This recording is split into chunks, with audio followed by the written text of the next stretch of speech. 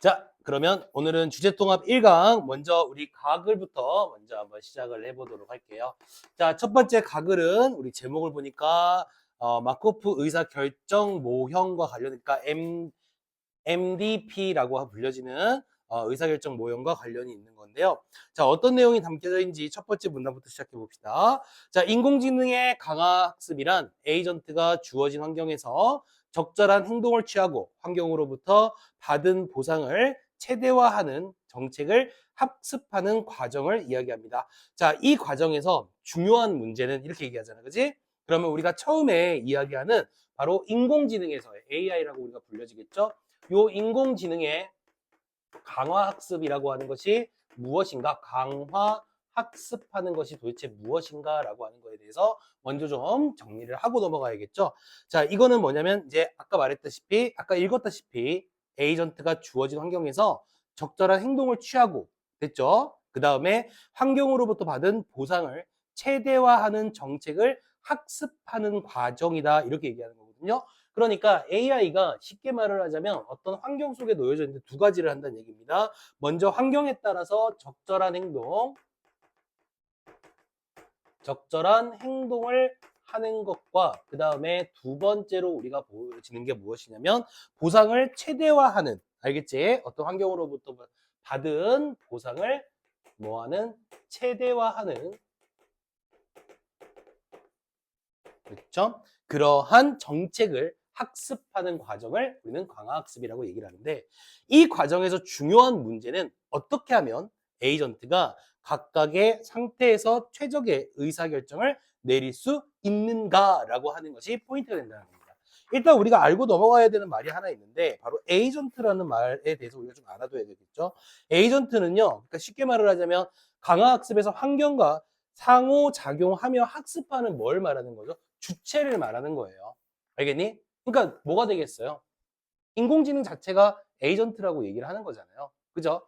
그러니까 무슨 얘기냐면 인공지능이 강학습이라고 하는 건 내가 어떤 환경에 놓였을 때 인공지능이 내가 어떠한 행동을 해야 되는지 또는 그 보상의 최대화가 어떻게 되는지 이런 정책들을 학습하는 걸 강화학습이라고 얘기를 하는 거죠.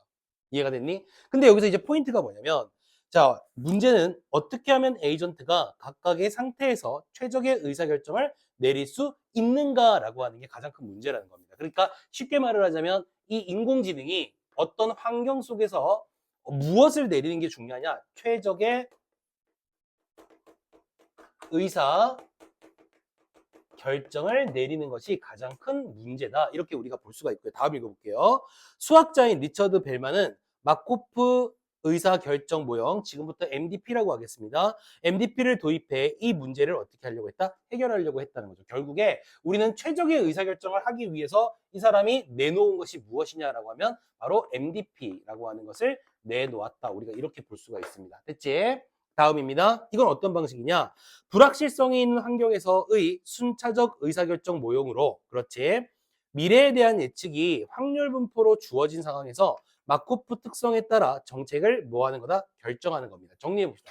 아주 쉬워요. 자, MDP는 무엇이냐라고 했을 때, 자, 우리가 어떤 환경이라고 하는 게 있잖아요. 그쵸? 이 환경이라고 하는 거는 사실은 이거 우리가 예측이 가능합니까? 인간도 예측이 안 되죠. 인공지능도 마찬가지라는 거죠.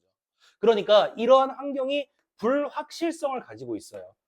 자, 불확실성을 가지고 있기 때문에 여기에서 어떤 환경에 내가 어떤 행동을 할 것이냐, 어떤 보상을 받을 수 있을까, 이런 것들을 결정을 해야 되는 거 아니잖아요. 결정을 해야 되는 순간이잖아.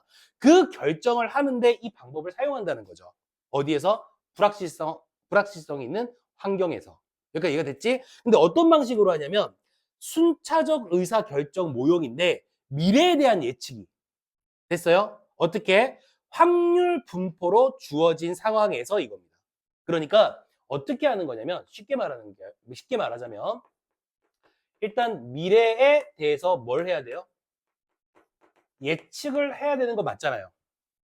그죠? 미래를 예측하는 건 맞잖아요. 근데 그 예측하는 방법을 어떤 식으로 하는 것이냐라고 하는 거니 바로 확률 분포로 주어진 상황에서 정책을 결정하는 거예요. 알겠니?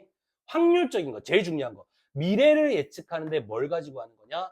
확률 분포로 한다 이거예요. 이걸 가지고 의사를 결정하는 거예요.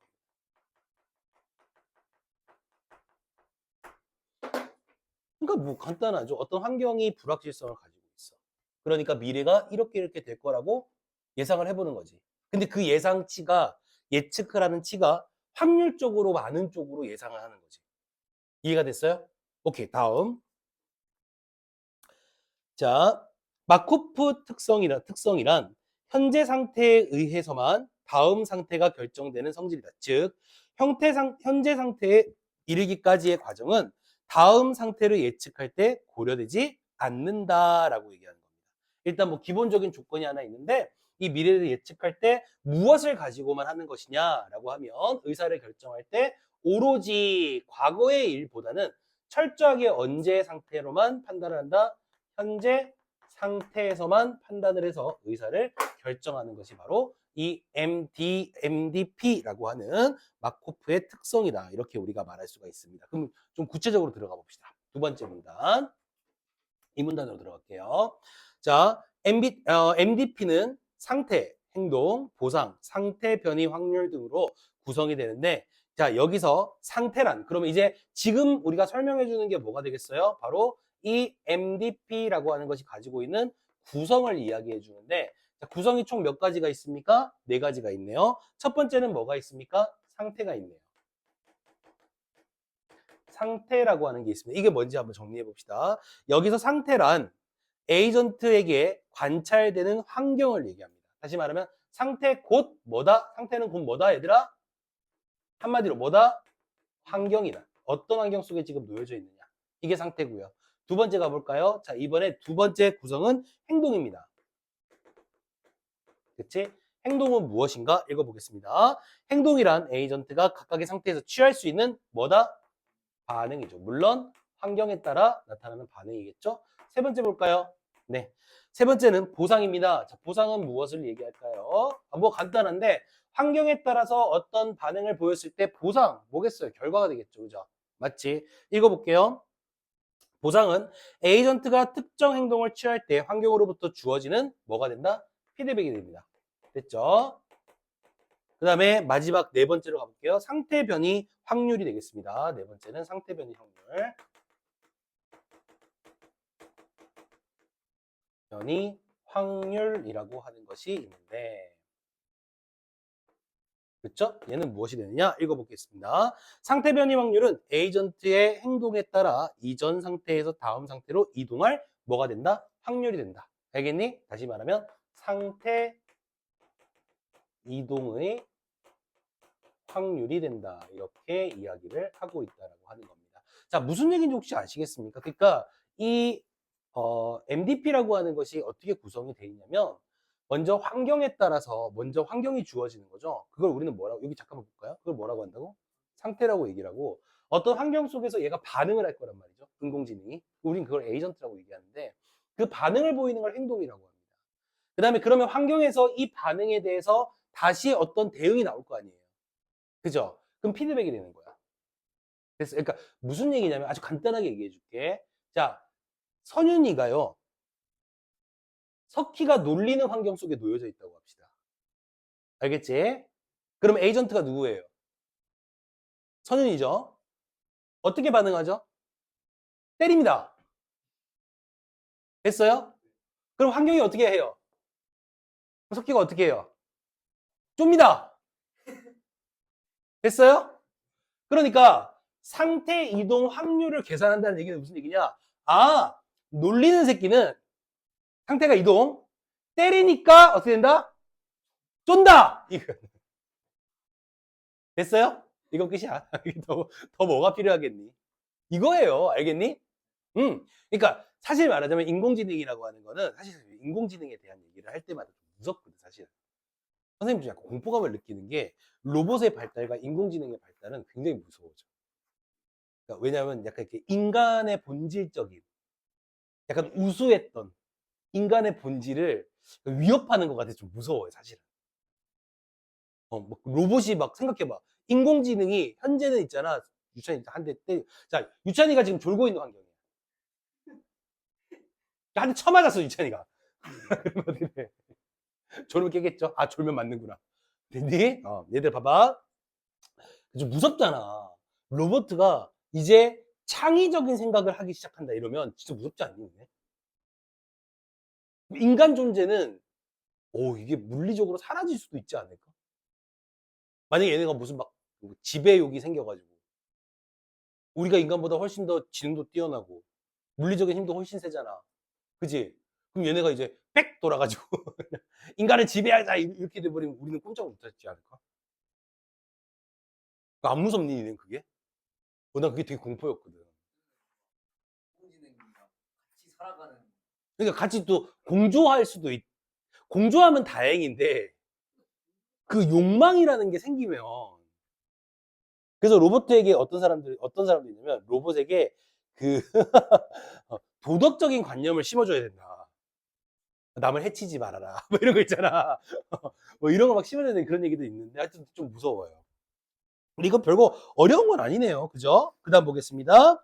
자, 강화 학습에서 에이전트는 이러한 요소를 고려해서 보상을 최대화하는 정책을 학습한다. 정책은 각 상태에서 취할 행동에 뭐가 된다? 묶음이 된다 이거죠. 그치? 그러니까 정책이라는 건 어떤 상태에서 내가 할 수 있는 행동의 묶음이라고요. 이제 어렵지 않지. 그러니까 자꾸 지금 이 사람이 얘기하는 게 뭐냐면 의사 결정을 한다라고 하는 거를 결국에 이러한 구성을 통해서 뭐를 한다? 정책을 결정한다라고 얘기를 하거든.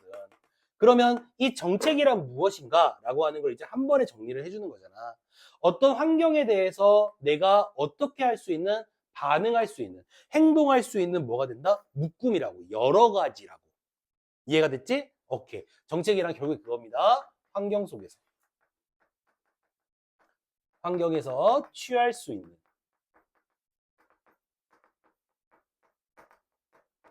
있는 그러한 행동, 그러니까 우리가 이걸 반응이라고 하겠죠.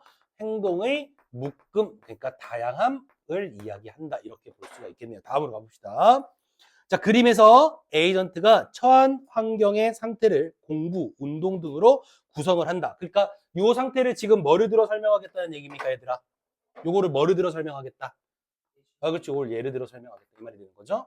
자, 이렇게 그림에서 에이전트가 처한 환경의 상태를 공부, 운동으로 구성된다. 영어 공부 상태에서는 두 가지 행동 중 하나를 취할 수 있는데 적절한 행동에 따라 다음 상태인 카페, 운동으로 이동할 확률, 즉 상태 변이 확률은 각각 0.4에서 0.6으로 주어져 있다. 자, 우리 그림을 살짝만 보겠습니다. 이거 뭐 사실 어려운 건 아닌데 공부, 운동도 환경이 지금 공부와 운동으로 지금 설정돼 있잖아요. 그죠?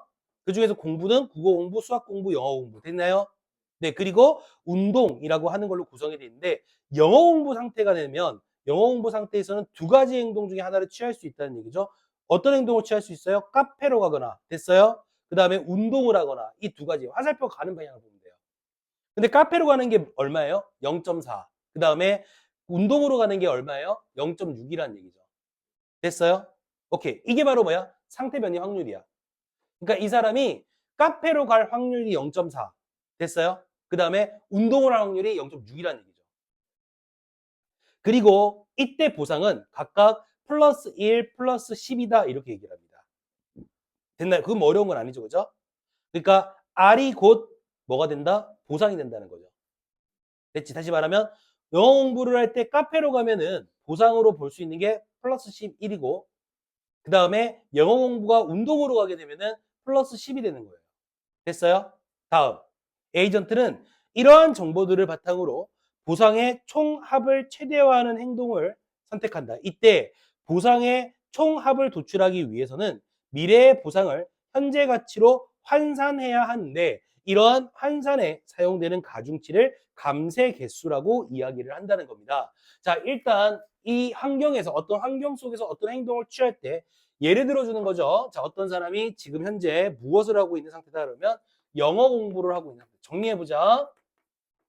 자, 영어 공부를 하고 있는 이것을 우리는 뭐라고 한다? 상태라고 얘기합니다. 환경이겠죠. 그죠?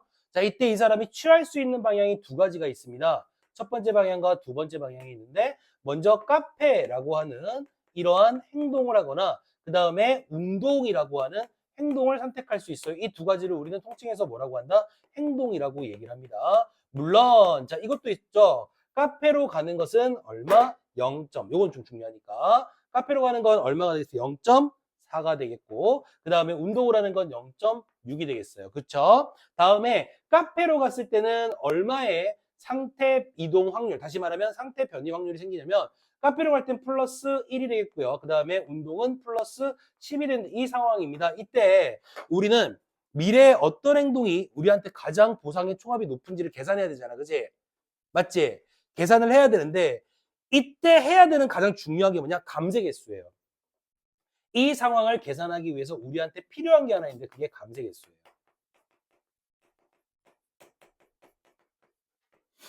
자, 이 감세 개수라는 게 뭐냐라고 하면 앞으로 다시 돌아가면은 이러한 환산에 사용되는 가중치라고 얘기하는데 이거는 뭘 하기 위한 거냐? 미래 보상을 현재 가치로 환원해야 된다는 거예요. 됐어요? 그러니까 미래에 일어날 일을 현재 가치로 바꿔줘야 돼. 이건 어렵지 않지, 얘들아? 다시 얘들아 여기 봐봐, 선생님 봐봐. 이해가 돼야 돼. 이거 머릿속으로 외우려고만 하지 마. 알았지? 독서는 공감이 아니야. 독서는 이해를 해야 돼. 그러니까 우리가 미래에 어떤 행동을 해야 되는데 거기에 따른 뭐가 있어야 돼? 보상이 있어야 될 거 아니야. 여기까지 이해가 됐지? 오케이. 보상을 받아야 되는데 그 보상의 정도를 우리가 판단해야 될 거 아니야. 이게 얼마의 가치가 있느냐. 근데 미래에는 또 지금의 가치와 미래의 가치가 서로 다를 수 있잖아. 맞지? 그러니까 여러분들이 지금 현재 가지고 있는 10,000원이 10년 뒤에 10,000원과는 다르잖아. 그러니까 이 10년 뒤에 10,000원이 현재 얼마인지를 환산을 해야 된다는 거야. 다시 말하면 감세 개수의 목적은 일단 뭐냐면 무엇을 하기 위한 거냐? 미래의 가치가, 미래의 보상이. 자, 계산해 보는 거예요. 현재 가치로 얼마인지, 현재의 가치로 얼마인지 뭐 해본다? 환산해보는 거야. 얘가 이해가 됐지? 그런데 그때 감세 개수가 하는 역할이 뭐냐면 환산에 사용되는 가중치를 얘기한다. 이렇게 얘기했거든. 이 환산을 하는 데 있어서 바로 감세 개수는 가중치를 얘기하는 거야. 됐어요? 그 가중치를 어떻게 보는 거냐면 0에서 1 사이 값을 갚는데 0이면 미래의 보상을 전혀 고려하지 않은 것이고 1이면 모든 미래의 보상을 현재와 동등하게 고려를 했다는 얘기가 되는 거죠. 다시 말하면 이 가중치를 0에서 어디까지 1로 계산을 하게 되는데 만약에 이 가중치를 계산했을 때 0이 되었다라고 하면 이건 무슨 얘기가 된다고? 미래의 보상을 고려하지 않은 상태. 알겠니? 그리고 1이 되면은 완벽하게 현재 가치로 모두 고려를 했다는 거예요. 됐어요? 오케이. 그 다음 보상과 감세 개수가 정의되면 어떤 상태에서 미래에 발생할 수 있는 보상의 총합인 가치 상태와 그 상태에서 특정 행동을 취할 때 기대할 수 있는 보상의 총합인 무엇을 구할 수 있다? 행동 가치를 구할 수 있다는 겁니다. 이 감세 개수를 뿅 하고 계산을 해내게 되면 결국에 두 가지를 할 수 있다는 얘기입니다. 첫째, 무엇을 계산할 수 있다? 앞에 나왔어요. 자, 정리하세요. 이거 중요한 거니까 앞에 무엇을 계산할 수 있다? 상태 가치.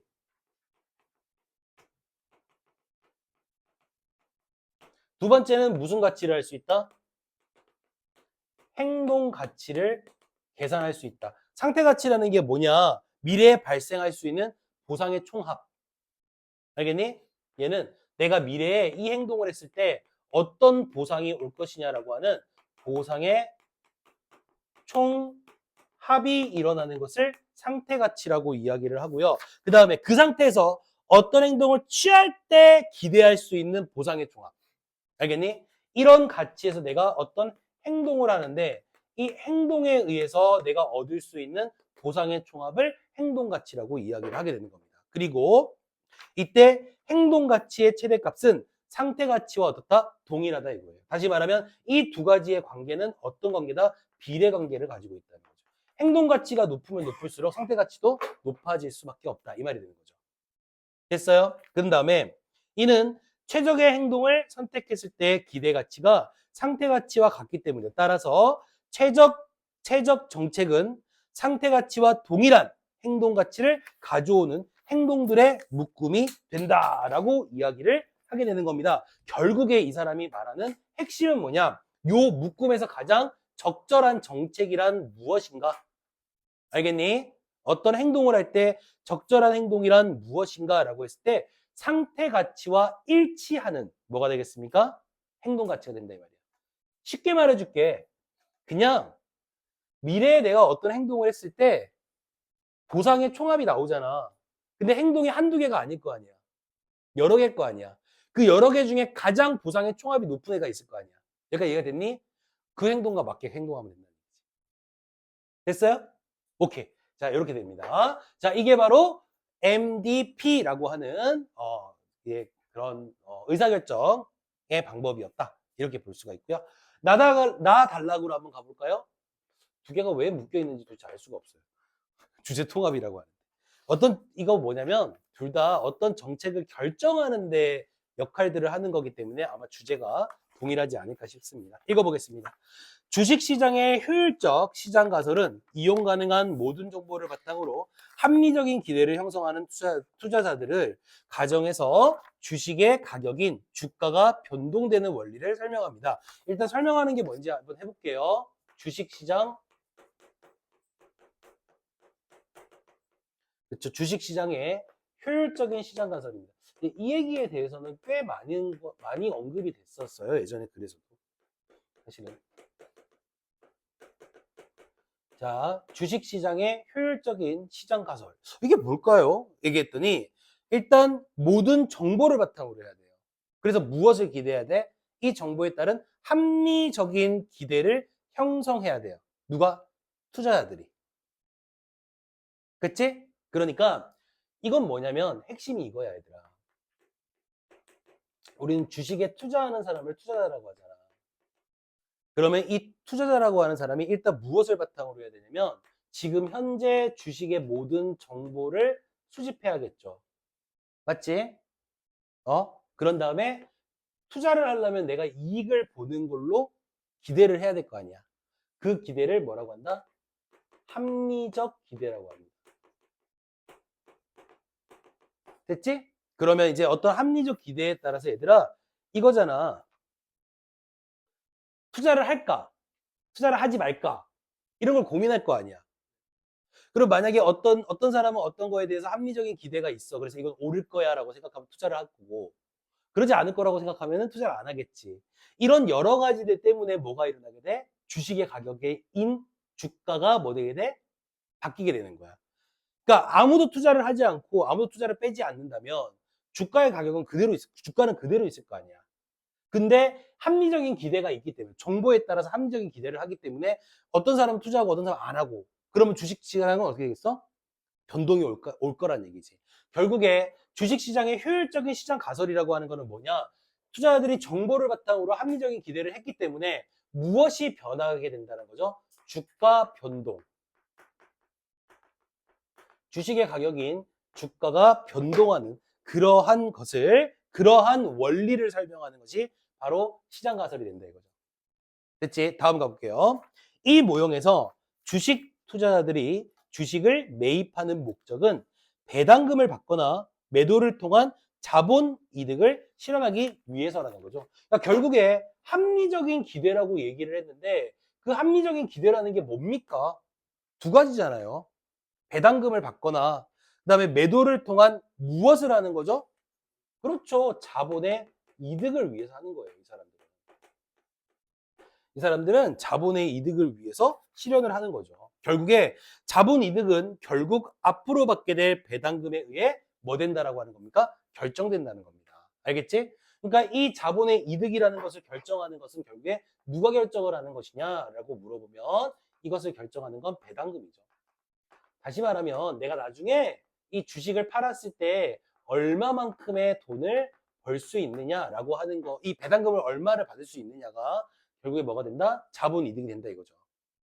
알았지? 나는 주식을 1도 몰라요.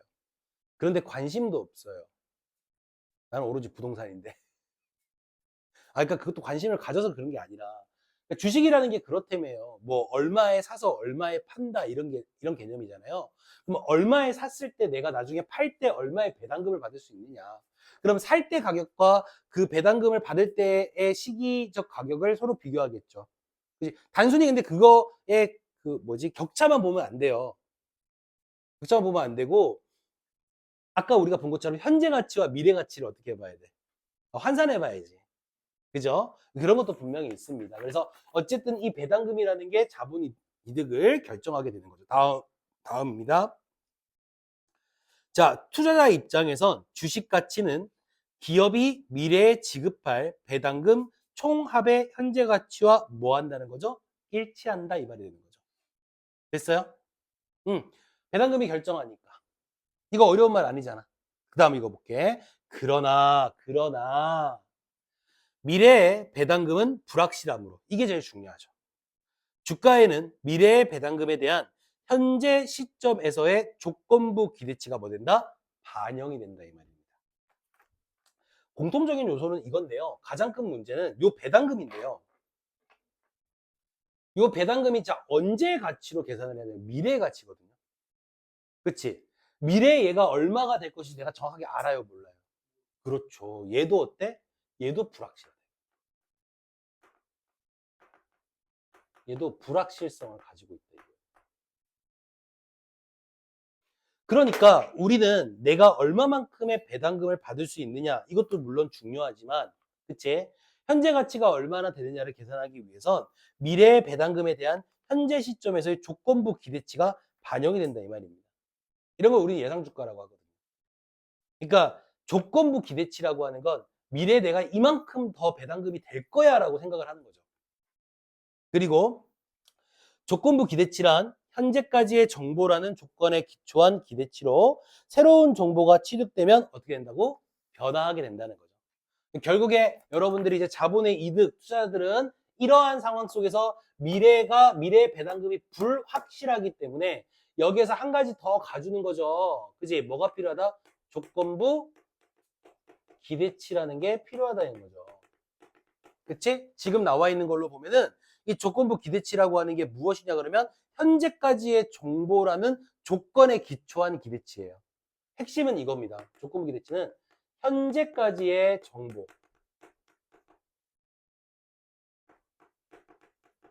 현재까지의 정보를 가지고 그렇죠? 하는 기대를 우린 조건부 기대치라고 얘기를 하고요. 자, 새로운 정보가 만약에 들어왔어요. 그럼 어떻게 되겠어요? 이 기대치가 어떻게 될까요?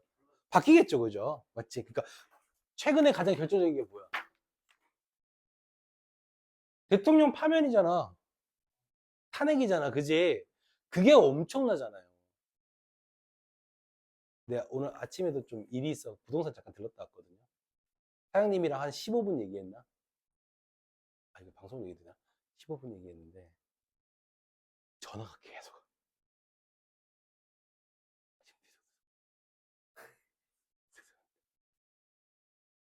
아, 근데 뭐 이게 얘는 뭐큰 손이 뭐 그런 얘기가 있긴 한데 좀 큰 손이 좀 움직여줘야 되는데 아직 그렇진 않긴 한데 그래도 좀 들썩들썩하니까 기분 좋습니다. 어쨌든 그지?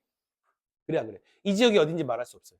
자, 다음입니다. 그래서 결국 주가 변동은 시장에서 평가된 조건부 기대치가 변화하기 때문에 나타나는 현상으로 뭐 할 수 있다? 이해할 수 있다는 겁니다. 결국에 얘가 해주는 역할이 뭐예요? 이 조건부 기대치라는 게 중요한 역할을 하는 거죠. 얘가 무엇에 결정적인 역할을 한다? 주가 변동에 영향을 미친다. 이렇게 우리가 볼 수가 있다라고 하는 거네요.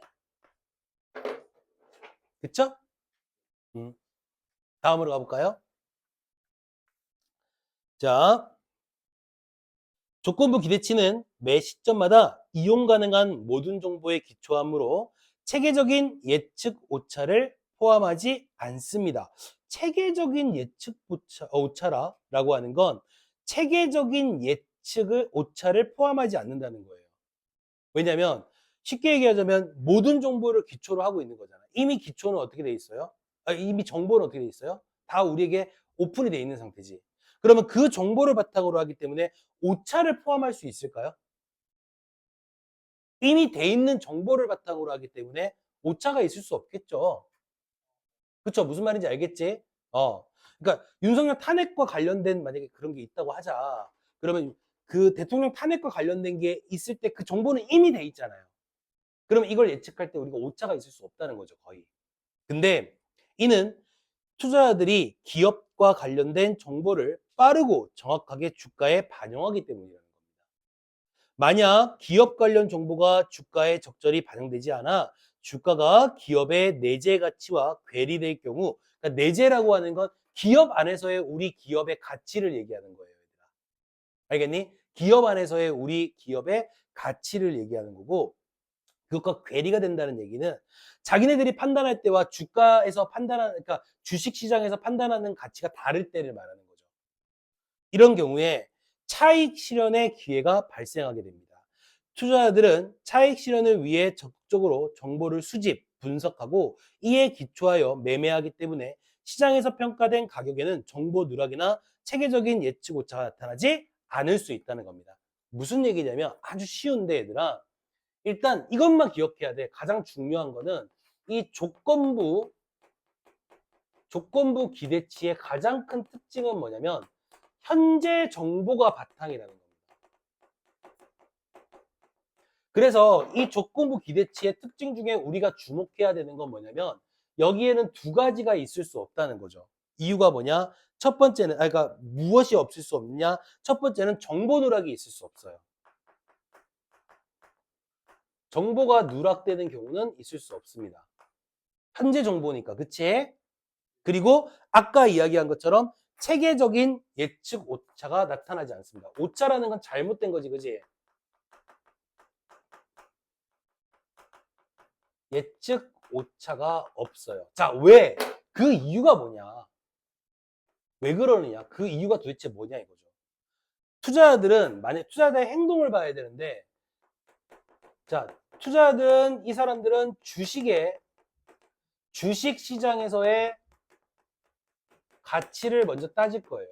맞지? 됐니? 그런데 어떤 내가 투자한 기업의 자기네들 스스로가 판단한 내재 가치에 대해서 판단을 할 거예요. 근데 문제는 얘가 맞지 않을 때. 알겠니? 맞지 않을 때 이거야. 그러니까 이런 거 있잖아. 왜 어떻게 이런 거 하면 안 되지만 어떤 기업이 뭔가를 개발하고 있어. 근데 이게 한 방이야. 예를 들면 이런 거라고 합시다. 먹으면 어떤 암이든 다 낫는 약을 개발하고 있어요. 그럼 이 주식은 어떻게 될까요? 이거 무조건 사야지, 그지? 중요한 포인트는 기업은 그렇기 때문에 이걸 개발하고 있다는 정보를 본인은 알고 있죠. 그러니까 내재 가치가 어때요? 본인들은 스스로 높게 평가할 거라는 거지. 근데 투자자들은 그 정보를 현재 모르기 때문에 주식시장에서 이 기업에 대한 가치는 얘네들이 판단한 것보다 떨어져 있는 거죠. 근데 그때 투자자들은 어떻게 하느냐? 기업과 관련된 정보를 빠르고 정확하게 투입을 시키는 거예요.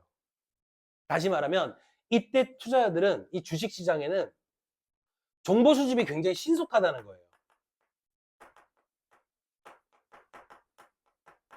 신속성이 있을 수밖에 없다는 거지. 야, 세상에 비밀이 어딨어. 얘들아. 비밀이 어딨어. 야, 그런 거 하는 사람 있대! 그럼 이제, 와! 요즘 이런 것도 있을 수 있잖아. 자기가 요새 회사에서 왜 이렇게 바빠? 그러면, 야, 사실 우리 지금 신약 개발. 먹으면 암이 나. 어머, 진짜? 그럼 그 아줌마 어떻게 합니까? 친구 만나. 너한테만 말해주는 거야. 그러면서 어때? 정보는 반영됩니다. 알겠지? 이렇게 되는 거야. 쉽게 말하자면. 다음 가볼까요? 자, 이때 투자자들은 차익 실현을 위해 적극적으로 정보를 수집하고 분석하겠죠. 그죠? 왜냐면 가치가 다르니까 차익이 생길 거 아니야. 그럼 이때 정보를 수집하고 분석하고 이에 기초해서 매매하기 때문에 시장에서 평가된 가격에는 정보 누락이나 이게 있을 수 없다는 얘기죠. 이해됐지 이제? 따라서 주가는 일정한 규칙성이 없이 움직이게 되는데 이를 이미 보행 현상이라고 이야기를 한다라고 하는 겁니다. 그러니까 이게 무슨 얘기냐면 주가는 끊임없이 변동될 수 있다는 거죠. 알겠니? 그거를 뭐라고 한다? 이미 보행 현상이라고 이야기를 한다는 거죠. 규칙은 없다는 겁니다. 다시 말하면 정보가 생기면 그 정보에 따라 주식은 얼마든지 변할 수 있다. 그 다음, 만약 현재 주가가 알려진 정보의 일부만을 반영하고 있다면 투자자들은 반영되지 않는 정보들이 향후 가격에 반영할 것을 뭐한다? 기대하고 있다는 겁니다. 예를 들어서 반영되지 않은 정보가 좋은 소식이라면 주가는 오르고 나쁜 소식이라면 주가는 떨어진다. 이게 뭐 어려운, 내가 이거 뭐 설명해야 되니? 그러니까 어떤 정보가 아직 반영되지 않았는데 그 정보를 들어보니까 얘가 별로 안 좋아. 그럼 주가는 떨어지겠지. 근데 얘가 괜찮아. 그럼 어떻게 올라가겠지. 뭐 설명할 필요 있니? 없지. 그 다음 가격 조정 속도는 주식 시장의 효율성에 의존하게 되는데, 됐니? 이게 무슨 얘기냐면 만약에 효율적인 주식 시장일수록, 됐니? 반응 속도는, 그 정보가 반영되는 속도는 어떨까요? 빨라질 수밖에 없겠지. 왜냐면 진짜 괜찮은 것이 발견되고 있다라고 정보가 있으면 어떻게 하겠어, 사람들이 미친 듯이 뭐 하겠어, 투자를 하겠지. 그지? 그러면 반응 속도 이미 빨라지고 있다는 거예요, 효율성이. 그리고 따라서 효율적 시장에서 현재 가격에 반영되지 않은 정보가 존재할 수 없다. 이게 결론이에요. 또 다른 특징은 뭐냐면 얘들아, 바로 주식 시장에는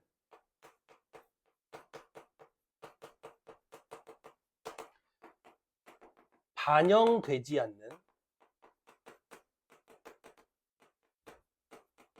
정보라는 건 없다는 얘기입니다. 만약에 이런 게 있다면 어떻게 되기 때문이죠? 역시 뭐라 그랬어? 반응 속도 굉장히 빠르다 그랬잖아. 그지? 반영되지 않은 정보가 없다. 왜 이렇게 말하는 거지? 그런 정보가 만약에 있다면 빠르게 뭐 되기 때문이야? 반영되기 때문인 거지. 정말 신속하게 반영되기 때문인 거지. 다시 말하면 여기서도 마찬가지인데 바로 정보의 반응 속도가 빠르다는 거죠. 반영 속도. 너무 빠르기 때문에 그렇게 반영되지 않은 정보는 없다는 거예요. 거의. 그리고 이는 현재까지 알려진 정보 가운데 미래 주가 변동을 예측하는 데 도움이 되는 정보가 남아있지 않는다는 것을 의미한다. 만약 그런 정보가 남아있다면 차익 거래로 인해 즉시 주가가 뭐 되기 때문이야? 조정되기 때문인 거예요. 그리고 따라서 효율적 시장에서는 투자자도 주가의 과거 변동 패턴에 기초해서 시장 수익률보다 높은 수익률을 실현할 수 없으며 가격에 새로운 정보를 반영하는 속도가 즉각적이므로 지속적인 초과 이익을 뭐 할 수 없다? 실현시킬 수 없다는 얘기입니다. 다시 정리해 볼게. 만약에 어떤 사람이 과거에 있었던 어떤 시장 수익률보다 현재 높은 수익률을 원한다. 말이 안 된다는 얘기예요. 왜냐하면 이미 정보는 다 반영이 돼 있는 상태이기 때문에 주가 변동이 없죠. 그다음 또 하나 더, 새로운 정보가 또 역시 즉각적으로 반영될 거기 때문에, 알겠니? 여기에 대해서 지속적인 초과 이익이라고 하는 건 계속 이익이 되는 주가는 없다는 얘기예요. 이해가 됐습니까? 이렇게 보시면 됩니다. 됐죠? 오케이. 자, 10분만 쉬었다가 그 다음 지문으로 넘어가 보도록 하겠습니다.